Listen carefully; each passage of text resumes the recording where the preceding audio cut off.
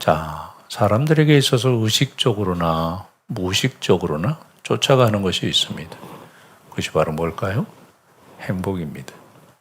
의식적으로도 무의식적으로도 사람들은 한마디로 말하면 그냥 행복을 쫓아갑니다. 행복을 따라갑니다. 행복의 사전적인 의미는 여러 가지 의미들이 있습니다만은 단순히 즐거움을 느끼는 순간적인 감정이 아니라 자신의 삶이 의미가 있고 그리고 충만하고 그리고 내적 평안과 만족을 내는 상태라고 한마디로 말하면 사전적 의미로 이야기합니다. 그러니까 충만한 상태, 만족한 상태, 외적이든 내적이든 무슨 말인지 알겠죠? 외적으로만 충만한 상태, 만족한 상태가 아니라 내면적으로도 선진국하고 똑같습니다. 돈만 많이 있다고 선진국이 되어지는 게 아니라 그 사람들의 생각까지, 그 사람들의 사상까지, 그 사람들의 도덕적인 수준까지 전부 다 점수가 어느 정도 나와야지 선진국이라고 인정을 받듯이 다시 말하면 돈만 많다고 행복한 것이 아니라 그 사람 안에 진정한 행복의 조건들이 있으면 행복하다라고 행복의 조건에서 사전적인 의미에서 그렇게 말하고 있습니다. 그래서 사람들은요, 그 행복을 끊임없이 쫓아서 달려갑니다. 오늘도 우리는 그 행복을 위해서 출근했고, 그 행복을 위해서 사람들을 만났고, 그 행복을 위해서 우리는 어떻게 보면 오늘 저녁밥을 먹고 이 자리에 앉아 있는지도 모릅니다. 그런데 사람들은 끊임없이 그 행복을 쫓아가는데 그 중에 하나가 뭐죠? 바로 돈입니다. 돈이 없으면 우리 행복할 수 있어요? 없어요? 어떻게 보면 돈은 행복의 모든 조건이라 해도 과언이 아닐 정도로 우리들의 삶에 있어서 가장 중요한 부분을 차지하고 있는 것입니다. 바로 돈입니다. 돈은 우리가 부정할 수 없는 행복의 조건입니다. 돈이 없으면 우리는 불행합니다. 그렇죠? 자, 오늘 돈에 대한 어떤 행복의 조건 첫 번째는요. 기본적인 조건으로서의 돈인데요.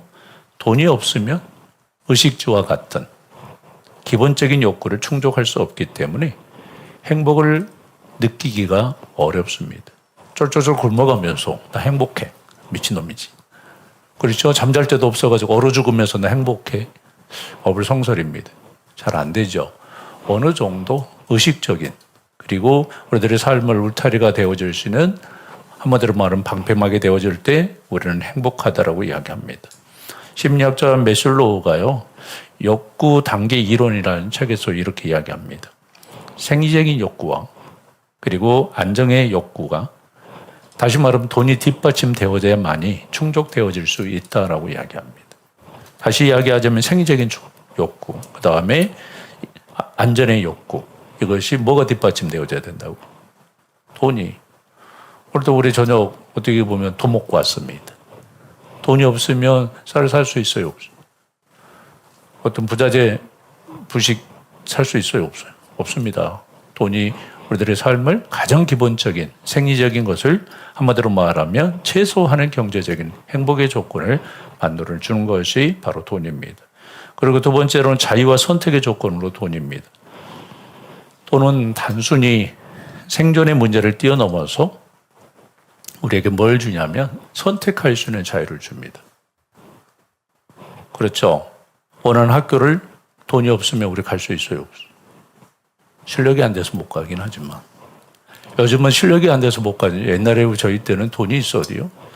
제가 나온 고등학교가 서울대학교로 한 12명에서 15명. 강주 진짜 잘하네요. 그때는 평준화가 됐기 때문에 옛날에 평준화 되기 전에 강주고 같은 경우는 서울대학교 한 200명. 1등부터 200등까지 서울대학교 가는 거기 학교 가면 무조건 서울대학. 이제 그게 이제 평준화 되어져서 이제 강주에 학교 이렇게 저기 했을 때 강주대학교하고 같이 있는 고등학교, 인성고등학교 한 225명 정도 보내고 나머지 학교들은 강주는 일단 학교가 많으니까 학교 남자 고등학교만도 몇십 개가 되니까 이렇게 흩어지다 보니까 그런데요. 우리는 서울대 아니면 전남대지 연고대가 없어요. 서울대 아니면 전남대. 네, 무슨 말인지 알겠죠? 그러니까 아예 연고되고 한양되고 갈 생각을 전혀 우리는 일도 안 했습니다. 실력이 안 된 게 아니라 그러니까 웬만하면 전대 갈 수 있는 실력이면은요 서울에 있는 학교들 다시 말하면 스카이 밑에 거기까지 다 갈 수 있는데도 불구하고 돈이 없어서 못 가죠. 등록금 문제뿐만이 아니라 가면 뭐 해야 돼? 자취해야 되고 유학을 보내야 되니까 거의 대부분의 학생들이 서울대 아니면 전대. 그래서 전대가 학교가 저기 할 수밖에 없어. 지방대에서 유명한 학교가 될 수밖에 없었던 이유가 바로 그런 것 때문이에요. 그런데 지금은 이제 그렇지 않으니까 지금 좀 저기만 하면 다 서울로 올라와 버리네. 바로 그겁니다. 한마디로 말하면 선택하는 데 있어서 교육을 받을 수 있는 기회, 하고 싶은 것들을 선택할 수. 우리가 또 마찬가지잖아요. 그렇죠? 비싼 거 사야 되는데 누워있는 거 사고 세워져 있는 거 사야 되는데 나벨주 뭐 이렇게 핸드메이드 사야 되는데 기계가 만든 옷을 살 수밖에 없는. 다시 말하면 더 좋은 환경에 그런 어떤 것들을 보장받을 수 있는데 돈 때문에 행복의 조건을 놓쳐버리는. 그러니까 돈은요, 좀 아까 이야기했던 선택의 조건으로서 뭐 할 수 있어요? 행복을 만들어줄 수 있는 게 바로 돈입니다. 그리고 세 번째는 안정감과 안전망으로서의 돈입니다. 많은 사람들은 돈의 마음의 평안을 저는 수단으로 정의할 수 있지요. 왜냐하면요, 갑작스럽게 이제 아프다든가 질병 가운데 있을 때 돈이 없다고 한번 생각해봐요. 그럼 어떻게 해야 돼요? 제가 옛날에 저희 형님 돌아가실 때 형님이 이제 두 번째 수술하시고서 이제 중환자실에 갔다가 이게 잘못돼가지고 여기에서 나온 게 일이 들어가 버려서 폐로 들어가가지고 난리가 났습니다. 그래서 이제 그날 형님 돌아가신 줄 거의 알고 막 이제 거기 응급실에 막 대기하고 있는데 저희 형님도 저기 하는데 저쪽에서요 어떤 아주머니가 막 전화를 병원에서 어떤 아주머니에게 전화를 했어요. 남 신랑이 다쳐가지고 왔는데 그러면서 젊어요 아직 젊은데 뭐라고 이야기를 하냐면 생명을 포기하겠다는. 지금 당장 수술을 해야 되는데 자기 남편을 젊어요. 별로 정이 없었나 봐. 그러니까 전화상으로 들려오는 게 뭐냐면 병원에서 이 전화를 해서 지금 당장 수술을 해야 된다. 그러니까 가족의 동의가 있어야 되잖아요. 돈이 없어서 못하겠다. 죽여라 한마디로 말을. 와, 깜짝 놀랐어요. 돈이 없어서. 그러니까 그런 생명까지도 돈이 선택할 수 있어요, 없어요? 있습니다. 그럴 수 있겠지요. 그리고 사회적인 안정과 자존감으로서의 돈입니다. 현대사는 전에도 이야기했습니다만 돈이 있으면 사회적인 지위. 요즘 계급이 있나요? 없지요. 근데 계급이 있어요, 없어요? 있어요. 비싼 차, 안 비싼 차. 호텔에 가도요. 호텔 안 가봤습니다만 호텔에 가도 그래도 그래야지 뭐 이상한 이제 저기 뭐 수빈차 끌고 가면 저쪽에다 갖다 대세요. 그렇게 이제 취급을 받을 수밖에 없습니다. 그래서 사람들은 돈을 자신의 가치와 행복의 한마디로 말하면 증명하는 수단으로 그렇게 취급하고 정의하고 있습니다. 그런데 중요한 학설이 하나 있습니다. 한계적인 돈으로서의 돈 가치인데요. 다시 이야기하자면 사람들은 어느 정도 수준 이제 돈이 어느 정도 차면 기본적인 생활이 충분히 이제 한마디로 충족된 수준 이후에는 돈이 늘어난다고 해서 행복이 증가되지는 않는다라고 이야기해요. 어느 정도 구축되어져. 다시 말하면 우리 어느 정도 밥 먹고 나면 더 먹으면 어때요? 기분 좋아요? 짜증나요? 이제 그때부터 짜증나기 시작합니다. 더 이상 만족이 없는 상태. 돈도 마찬가지 같아. 우리는 그 정도까지 안 채워봐서 모르는데 이 정도까지 돈을 이렇게 채우면 한 1조 정도 가지고 있으면 더 이상? 그 정도 안 가지고 있나요? 그 정도 갖기를 주님의 이름으로. 서인만, 너만 가져. 그런데요, 성경은요, 다시 말하면 잘 보세요. 행복의 충족 조건이 무엇인지 우리에게 말합니다. 돈이 있으면 우리는 한마디로 말하면 방금 전에 이야기했듯이 그러니까 돈은 행복의 필요 조건이 될 수 있지만 충족 조건은 아니라는 이야기. 무슨 말인지 알겠지요? 그래서 성경은 한마디로 말하면 그 행복의 충족 조건이 무엇이다? 바로 하나님이다 라고 성경은 이야기합니다. 그게 바로 시편 1편에서 이야기하는 거예요. 세상의 것이 행복하게 할 수 없고 우리 행복의 충족 조건이 될 수 없다라고 이야기하고 있습니다. 어떻게 보면 현대를 살아가는 현대인들에게, 현대를 살아가는 그리스도인들에게 시편 1편은요 굉장히 중요한 책 중에 하나입니다. 무슨 말인지 알겠지요?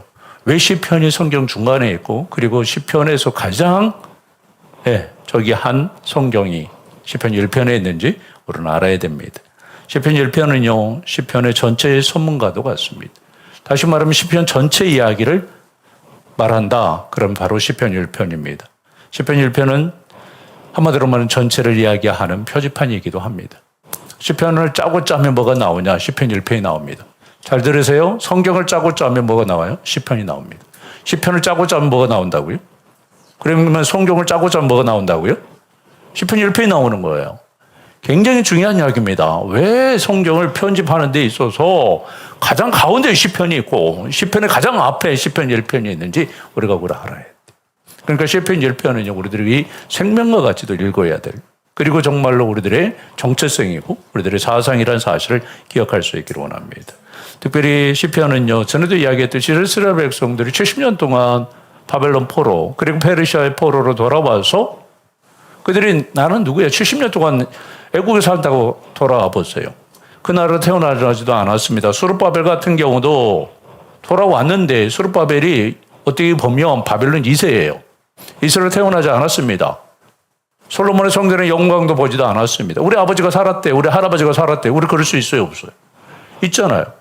돌아와서 난 누구, 여기는 어디? 오락에서 왔는데 하나님께서 부르셔서 포탈에 쏴가지고 페르시아에 그 잘 나가던 집을 버리고 돈 잘 벌리던 것을 버리고 페르시아에서 그들이 했던 일들이 뭡니까? 은행업이었습니다.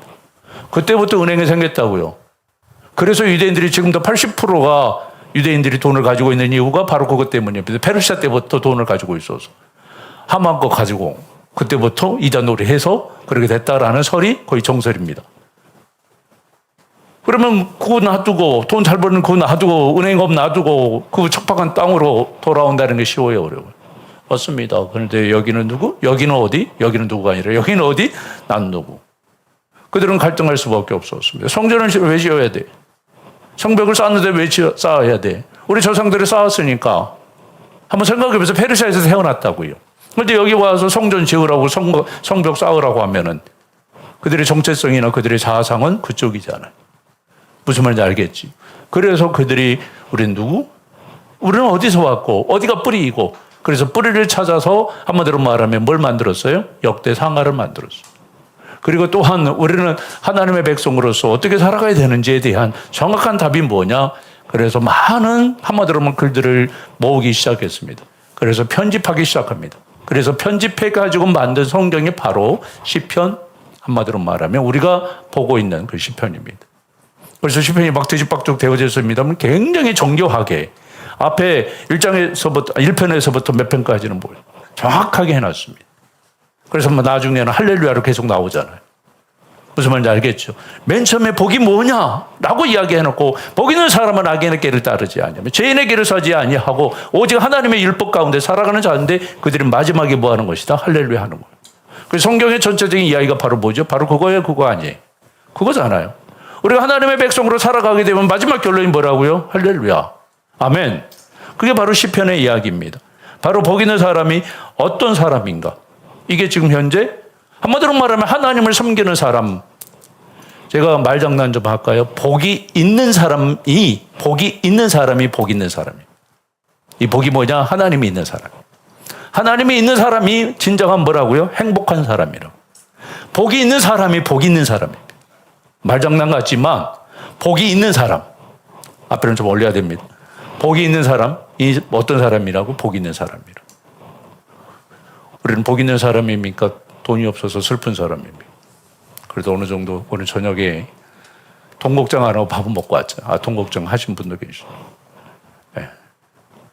얼마 전에 사모님 서희한테 이야기하다가 목사님하고 사모님하고 돈 없어서 죽 끓여 먹었다니까 거의 서희가 울먹거렸어. 네. 돈이 없어서 죽 끓여 먹었다고. 별로 안 행복해요. 돈이 없어. 그냥 이제 저기 해가지고 이렇게 죽 끓여 먹으면 상관이 없는데, 전에 옛날에 이야기했었잖아요. 돈이 없어서 금식할 때. 왜 이렇게 슬픈지. 돈이 없어서 금식할. 네. 그런데 성경은 성경은 그게 불행이라고 말하지 않습니다. 어떤 사람이 불행하다, 어떤 사람이 행복하다라고 오늘 성경은 분명히 말씀하고 있습니다. 자, 복 있는 사람이 어떤 사람인가 분명히 말하고 있는데요. 시편 1편입니다. 함께 읽겠습니다. 복 있는 사람은 악인이다.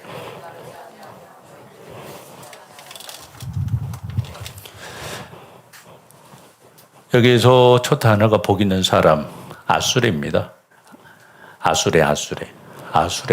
아수레인데 이 단어는 단순히 기분 좋은 상태를 말하지 않습니다. 우리가 행복한 상태, 돈이 많아서 충족된 상태를 말하지 않고요. 만족한 상태, 복이라는 것이 정말 그 이야기했을 때 행복이라는 것이 만족한 상태, 충족된 상태, 그것을 복이라고 이야기했죠. 그런데 그렇게 말하지 않고 여기서 복이라는 것은요, 잘 들으세요. 바른 길을 걷는 자. 뭐라고요? 바른 길을 걷는 자. 굉장히 중요한 이야기입니다. 자, 제가 성경에서 형통이라는 단어를 이야기할 때 그 형통이라는 뜻이 뭐라겠어요? 하나님께서 원하시는 대로 살아낸 자. 더 중요하게 이야기하자면 하나님과 같이 걸은 자. 그러니까 여기에서 복 있는 사람은 어떤 사람이에요? 실은 형통한 사람이에요. 그러니까 복 있는 사람은요, 하나님과 바른 관계를 누리면서 기쁨과 안정이 있는 하나님이 원하시는 방향대로, 다시 말하면 하말티아의 삶이 아닌, 뭔지 알겠죠? 간역을 잘못 맞춰가지고 내 뜻대로 내 마음대로 사는 자가 아니라 하나님의 뜻대로 사는 자를 복 있는 자라고 성경은 말하고 있습니다. 그런데 우리가 성경에서 짜고 짜면 바로 이것이 나온다라고 이야기했는데 세상 사람들은 이것을 알아요, 몰라요? 진정한 행복을 말할 때 하나님과 함께하는 것이 행복입니다라고 세상 사람들은 우리가 말을 해도 알아듣습니까? 몰라요. 저희 아빠 알아요? 엄마 알아요? 몰라요. 심지어 우리들도 모릅니다. 우리들도 하나님과의 바른 관계 속에 하나님과 같이 걷는 것이 진정한 행복이다라고 말하면요, 정말요? 그렇게 말하는 그리스도인들이 굉장히 많습니다. 건강해야지. 뭔가 만족해야지. 다시 종막과 말씀처럼 뭔가 가지고 있어야지. 우리는 뭐라고 생각해요? 행복이라고 생각합니다. 그러나 진정한 행복은요, 아무것도 없어도요, 그곳에 하나님이 계시면, 하나님께서 함께 걷고 계시면 그것이 행복한 자리입니다. 이스라엘 백성들에게 있어서 봐보세요, 광야. 그것이 행복한 곳입니까? 만족한 곳이었어요? 아니었습니다. 불안한 곳이었습니다. 내일 무엇을 먹을까, 입을까 걱정해야 되는 거고. 그렇죠? 만약에 하나님이 안 내려주면 그들은 다 굶어 죽어야 됩니다. 그러나 그것에 하나님이 함께 계셨기에 그들은 세상에서 어떻게 보면 가장 행복한 사람들이었습니다. 그러니까 진정으로 행복은 뭐죠? 진정한 행복은 하나님과의 바른 관계. 그것을 성경은 말하고 있습니다. 이것은요, 이들이 70년 동안 포로의 삶을 살고 돌아와서 얻은 결론입니다. 많은 글들을 놓고 찾았습니다. 도대체 하나님의 백성으로서 가장 우리가 잘 살기 위해서 가장 중요한 말씀이 뭐냐. 지금까지 모든 글들을 다 모아놓고 믿음의 선진들이 썼던 모든 글들을 다 모아놓고 그들은 고르기 시작했습니다. 그래서 고르고 골라가지고 한마디로 말하면 편집한 성경이 시편 1편입니다. 쓴 게 아니에요. 그들이 쓴 게 아니라 있었던 글들을, 그래서 다윗의 글도 있고 모세의 글도 있고 아삽의 글도 있고 굉장히 많습니다. 다윗의 글이 대부분이지만. 그래서 시편 1편을 한마디로 말하면 가지고 와서 진짜 복 있는 사람은, 진짜 하나님께서 원하시는 행복한 사람은 어떤 사람이냐라고 지금 현재 말하고 있는데 결론이 무엇이다? 하나님과 관계 속에 하나님과 함께 걷는 자가 진정한 행복한 자다라고 그들은 결론을 내리고 있습니다. 아멘. 그들이 한마디로 하면 깨달은 거. 그게 뭐라고요? 하나님과의 관계. 저희들도 마찬가지예요. 어떤 것이 우리들에게 충족되어진다라고, 어떤 것이 만족되어진다라고, 어떠한 사람과의 관계가 우리가 잘 통한다라고 해서 우리는 행복하다고 말할 수 있습니다. 그러나 성경은 그렇게 말하지 않습니다. 그 모든 것이 다 막혀있다 할지라도, 그 모든 것이 다 어그러졌다 할지라도, 지금 이스라엘 백성 돌아와서 사마리아나 여러 공격하는, 한번 읽어보세요. 느헤미야나 여러 성경들을 보면 그들이 얼마나 많은 공격들을 받고 있는지 모릅니다. 성전을 재건했음에도 불구하고 십몇 년 만에 한마디로 말하면 성전 건축을 해야 되는, 성벽을 쌓을 때마다 돌 하나 쌓을 때마다 돌을 들면서 뭘 들고 있었어요. 칼을 들고 창을 들고 그렇게 해야 되는 애부자는 환경 가운데 있었지만 그들의 진정한 행복은 무엇이다라고 고백한다고요? 하나님과 함께 하는 것. 하나님과 함께 걷는 것이 진정한 행복이다라고 그들은 말하고 있는 것입니다. 그래서 시편은요, 하나님과의 관계를 어떻게 잘할 수 있는가를 지금 현재 말하고 있습니다. 그러면 행복하기 위해 가장 먼저 해야 되는 것이 바로 뭐다라고요? 하나님과의 관계. 맞아요, 맞아요. 다른 게 아니라 하나님과의 관계입니다. 굉장히 중요한 이야기입니다. 우리는 행복하기 위해서 여러 돈을 벌고 아니면 스펙을 쌓고 뭐 여러 가지 어떤 것들을 한마디로 하면 소유해야만이 우리는 행복하다라고 우리는 그렇게 말하고 있습니다만 그건 세상의 가치고요. 악인들의 이야기고요. 죄인들의 이야기고요. 성경에서 이야기하는 진정한 행복의 조건은 무엇이다? 하나님과의 관계다라고 지금 이제 말하고 있는데 그러면 하나님과의 관계에서 가장 중요한 것이 무엇인지 시편 1편에서 이렇게 이야기합니다. 악인들의 꾀를 따르지 아니하며 죄인들의 길에 서지 아니하며 오만한 자의 자리에 앉지 아니하고. 오만한 자가 이제 어디 가버렸는데 있어요? 네. 뭐라고요? 첫 번째가 뭐였어요? 악인들의 길을 따르지 아니하며 죄인들의 길에 서지 아니하며 오만한 자의 자리에 앉지 아니한다. 여기서요 중요한 게 악인들의 길을 따르지 않는다라고 이야기합니다. 악인들의 길. 다시 이야기하자면 악인이 뭐죠? 악인. 우리는 악인하면 어떤 사람을 악인? 자, 성질 더러운 사람, 사기치는 사람, 살인범. 얼마 전에 뭐 뉴스에 보니까 뭐 초등학생 여아들 유괴하려고 하는 게 굉장히 뭐 제주도도 있었고 서울에도 있었고 광명에도 있었고 제주도도 있었고 굉장히 뉴스 안 보세요? 진짜 우죽순으로 전국에서 특히 초등학생들, 여학생들 유괴하려고 하는 것들이 굉장히 많이. 그런 사람들의 악인. 그래, 맞습니다. 그러나 성경에서 악인은 뭐죠? 어떤 사람은 악인이라고 이야기하죠? 하나님의 언약을, 하나님을 거부하고요. 자기의 욕망대로 사는 자들을 악인이라고 이야기합니다. 그러니까 지금 현재 여기서 그 악인들의 이게 예산인데요. 계획입니다, 계획. 조언, 사고방식. 단순한 생각이 아니라 그들의 세계관, 그들의 철학. 그런데 뭐라고 이야기합니까? 그들의 철학에, 그들의 세상 가치관에 뭐 하지 않는다? 따르지 않는다라고 이야기합니다. 여기서 따르지 않는다라는 것은요, 계속해서 그들의 사고방식에 발맞추지 않는다라고 이야기합니다. 우리 한 번 듣고, 두 번 듣고, 세 번 듣고, 네 번 듣다 보면은 발 맞추고 가야 안 가요? 갑니다. 한 번 보고, 두 번 보고, 자꾸만 듣고 싶고, 자꾸만 저기 하고 싶고. 이단에 왜 빠지죠? 이단에 왜 빠져요? 제가 굉장히 지금도 아이러니하고요. 지금도 딜레마에 빠진 것 중에 하나는 뭐냐면 진정한 복음, 진리를 이야기하는데요. 별로 받아들이지 않습니다. 그리고 거짓을 이야기하면은요. 쑥 빨려들입니다. 그렇죠? 이단은 그렇게 빠져요. 얼마 전에 천안에 교단 가입 예배가 드린다고 해가지고 그 교회를 갔어요.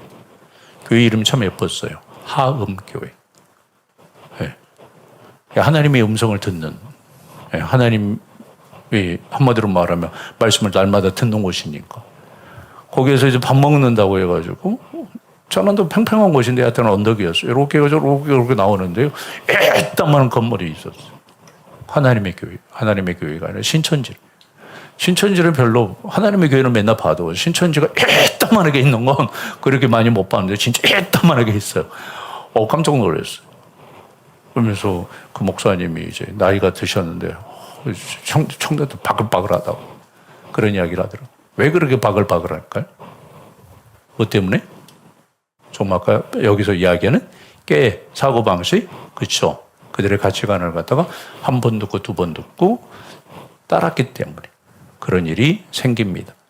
여기서 따르다, 이제 이건 1단계고요. 2단계가 뭐죠? 죄인들에게 서는 겁니다.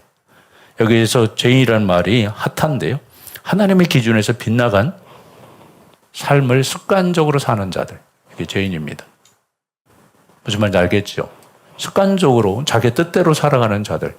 하나님의 뜻이 하살로 맞춰져야 되는데 그러지 못하고 자기가 원하는 방향대로 살아가는 자들을 성경에서는 죄인이라고 이야기하고 악인이라고 이야기합니다. 그리고 길은 데레크인데요. 단순한 길이 아니라 좀 아까도 이야기했던 삶의 방식, 습관, 가치관. 그러니까 다시 이야기하자면 잠시 머물다가 오늘은 어떻게 되는 거죠? 서는 거. 이제 걷다가 서요, 안 서요? 걷다가 섰습니다. 서면서부터 이제 문제가 생기는 거예요. 같이 걸을 수는 있겠지요. 예. 그 생각이 다르면 갈 수는 있는데 이제 서버리면 그때부터 완전히 물립니다. 복 있는 사람은요, 한마디로 말하면 죄인의 길에 뭐 하지 않는다? 동참하지 않는다라고 이야기를 합니다.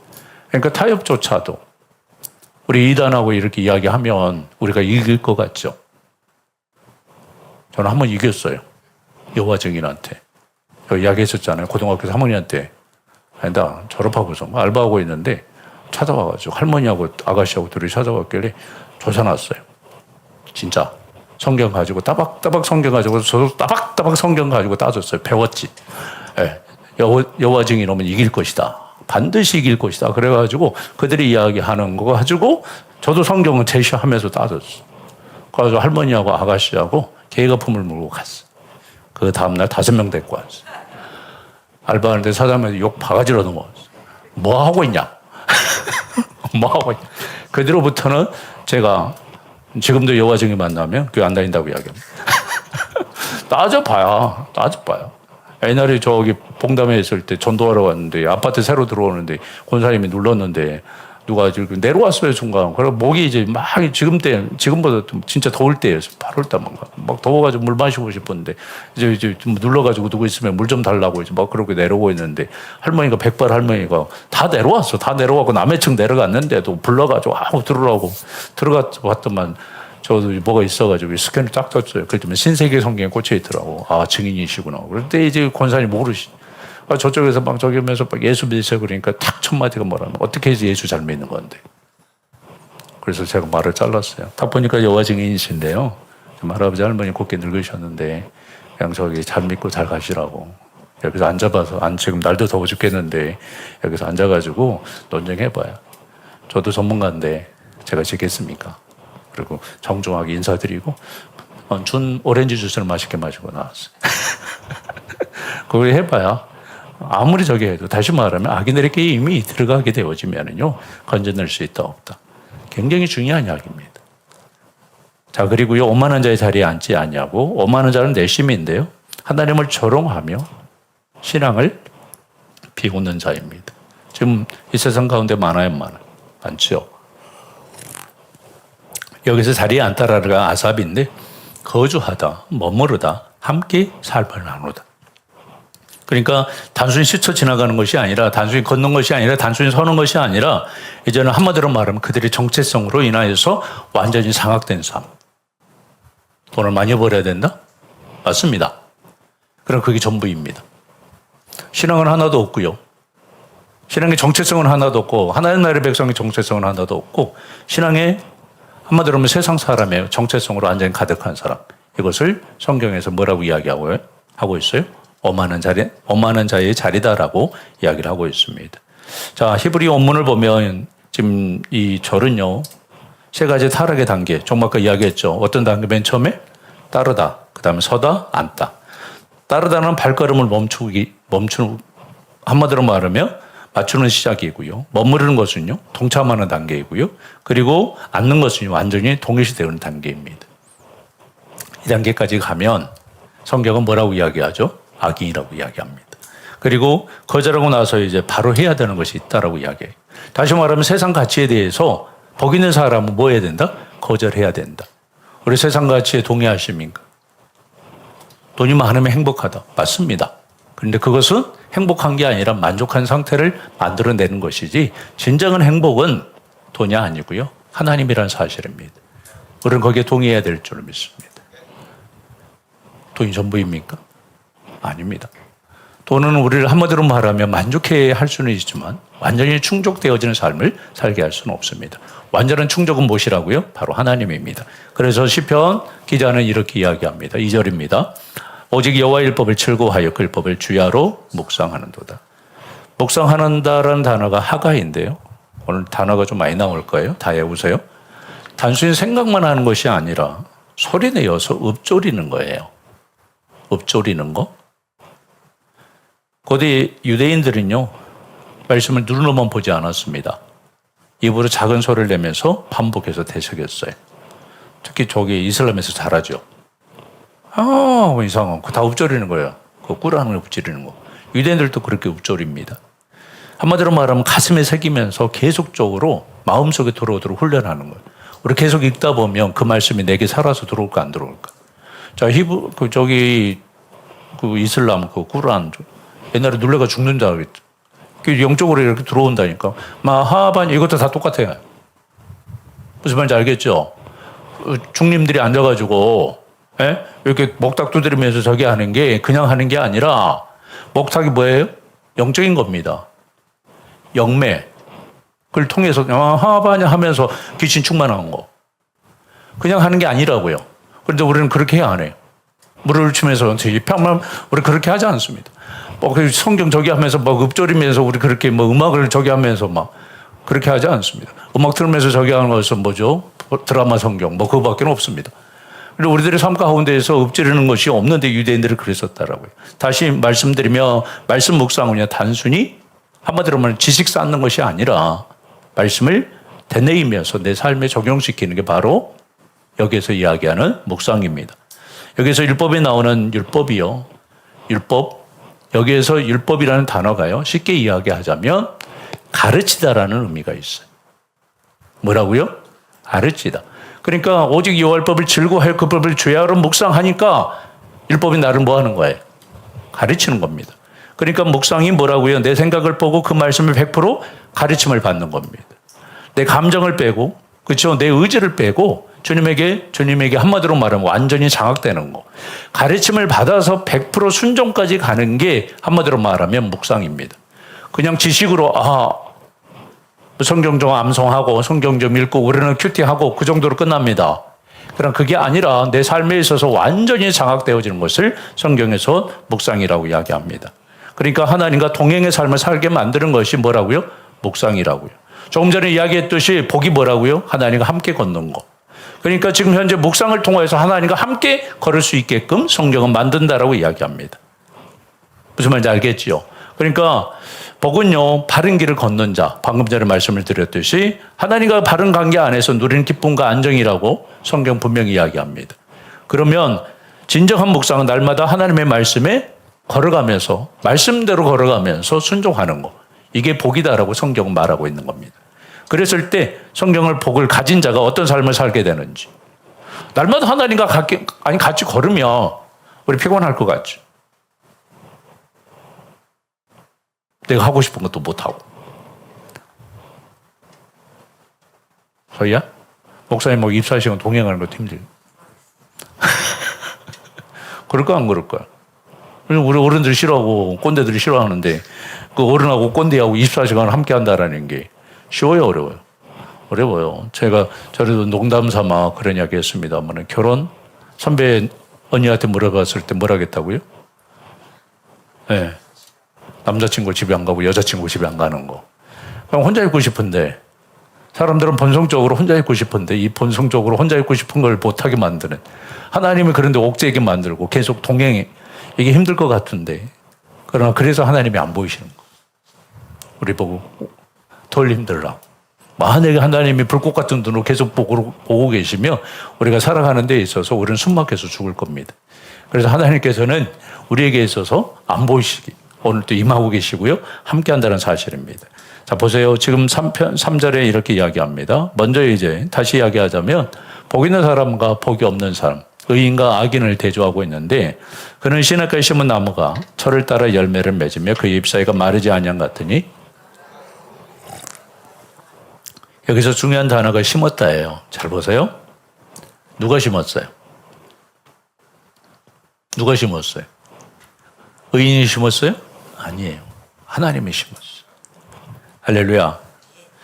그냥 자생한 것이 아니라 누가 심었다라고 이야기합니다. 근데 누가 심었다라고요? 하나님이 심으셨어요.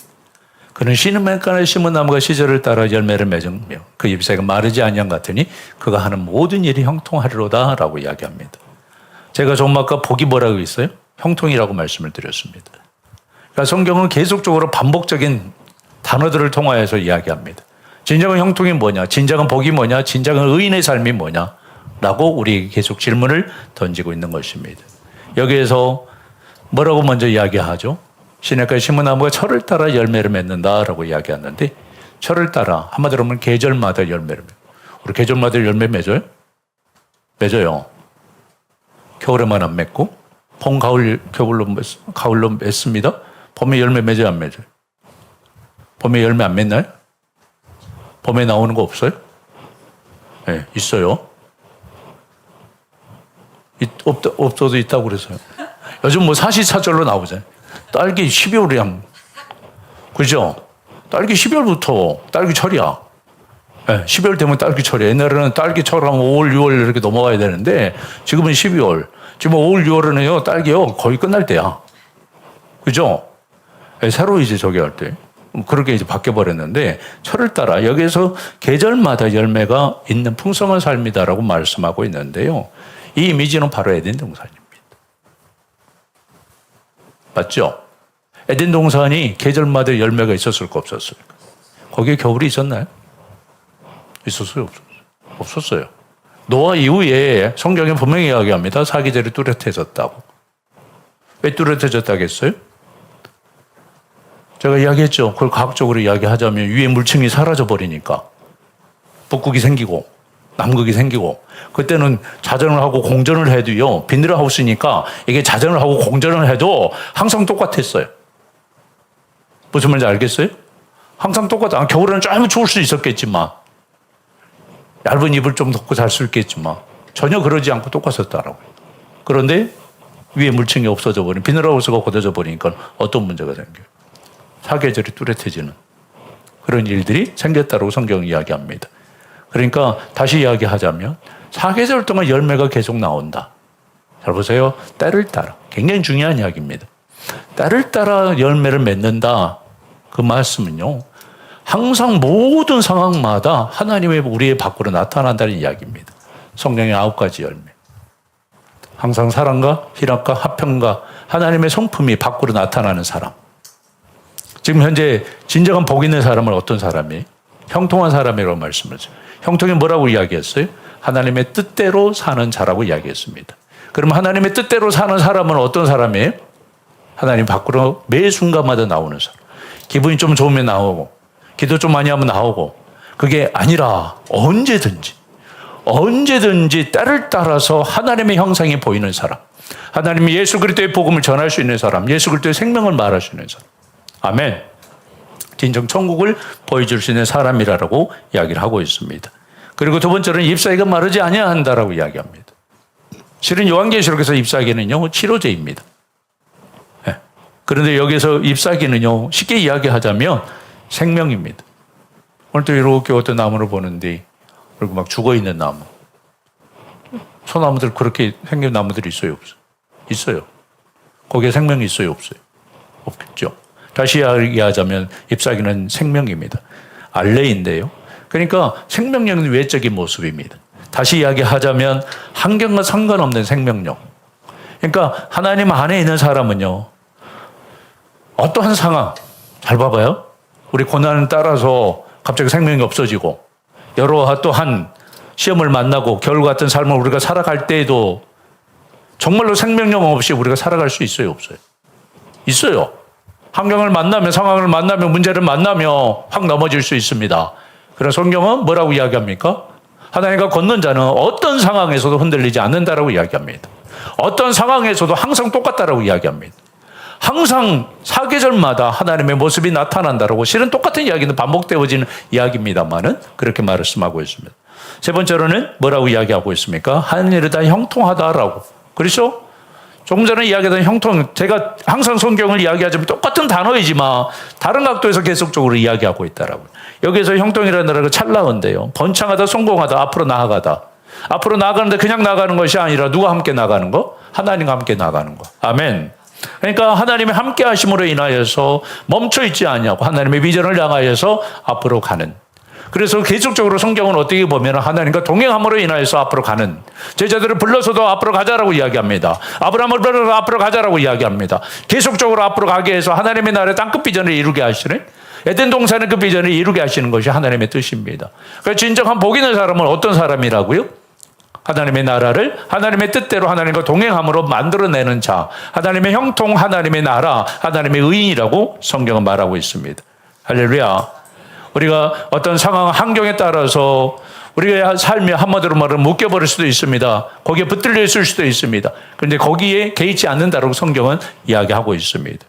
그런데 한마디로 말하면 악인은 어떤 사람? 4절 5절 한번 읽어볼까요? 악인들은 그러지 아니하며 오직 바람에 나는 겨와 같도다. 그러므로 악인들은 심판을 견디지 못하며 죄인들이 의인들이 악인들은 그렇지 아니하면 오직 바람에 나는 겨와 같도. 뭐하고 대조되죠? 열매. 그렇죠? 지금 열매가 있어요, 없어요? 없어요. 그런데 의인은요? 열매가 있다라고 이야기합니다. 다시 이야기하자면 우리가 하나님의 말씀대로 살아가게 되어지면 우리의 삶에 있어서 뭐가 맺어진다? 열매가 맺어진다라고 이야기합니다. 그 열매를 갖다가 뭐라고 이야기하죠? 조금 전에 이야기했듯이 형통이라고 이야기합니다. 그러니까 하나님이 밖으로 나타나는 거, 하나님의 뜻대로 살아내는 거, 이것이 바로 진정한 복 있는 사람의 모습이라고 성경이 이야기합니다. 그러나 세상의 가치를 가지고 살아가면 우리 밖으로 하나님의 형상이 나온다, 안 나온다? 열매가 맺어진다, 안 맺어진다? 성령의 9가지 열매가 맺어진다, 안 맺어진다? 맺어지지 않아서 우리의 삶이 천국의 삶이 아닌 지옥의 삶이 되어질 수밖에 없다. 그러므로 악인들이 심판을 견디지 못한다. 다시 이야기하자면 세상에 하나님께서 내리신 심판 가운데 우리가 어때요? 살아갈 수밖에 없는. 근심할 때 똑같이 근심해야 되고 부족할 때 똑같이 부족해야 되고 염려할 때 똑같이 염려해야 되는 그런 삶을 우리가 살아낼 수밖에 없다라고 성경은 이야기하고 있습니다. 하나님 나라의 백성은 구분된, 다시 말하면 의인의 삶을 살다 보면 조금 전에 말씀을 드렸듯이 시냇가에 심은 나무가 시절을 쫓아 가시를 맺으며 그 잎사귀가 마르지 아니한다라고 이야기하고 있습니다. 우리는 그렇게 살아가야 됩니다. 하나님의 말씀대로 살았을 때, 하나님의 뜻대로 살았을 때. 그래서 마지막 절에 6절에 이렇게 이야기합니다. 무릇 의인의 길은 여호와께서 인정하시나 악인들의 길은, 여기서 인정하시다는 단어가, 인정하다는 단어가 굉장히 중요한 단어입니다. 이게 야다예요. 야다가 뭐죠? 아는 겁니다. 그러니까 의인들은 여호와께서 아신다라고 이야기합니다.